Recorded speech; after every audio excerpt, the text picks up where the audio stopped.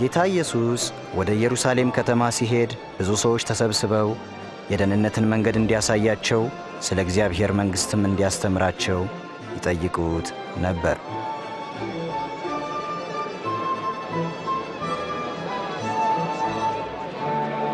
ይህ ሰው በእውነት ነቢይ ነው። ጌታዬና አምላኬ ሆይ አድነኝ።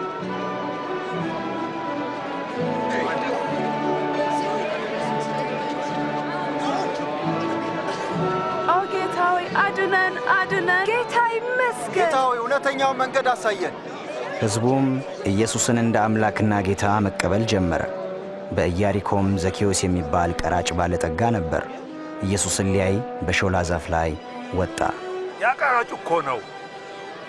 ዘኬዎስ ሆይ ፈጥነህ ውረድ፣ ዛሬ በቤትህ ውል ዘንድ ይገባኛል። በእኔ ቤት ነው? በሱ ቤት ማን ሊገባ የሚወዳለ?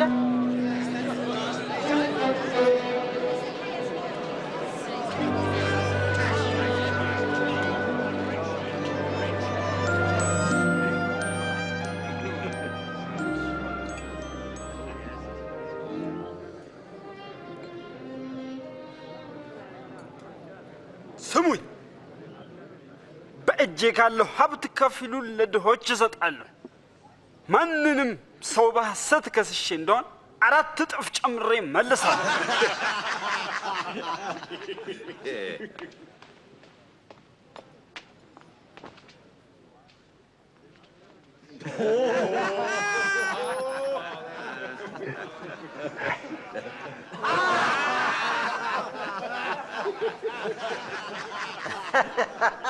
እኔ አላምንም። ቀረጥ ሰብሳቢ ቀረጥ ሊመልስ ዘንድ ይቻለዋል አይመስለኝም።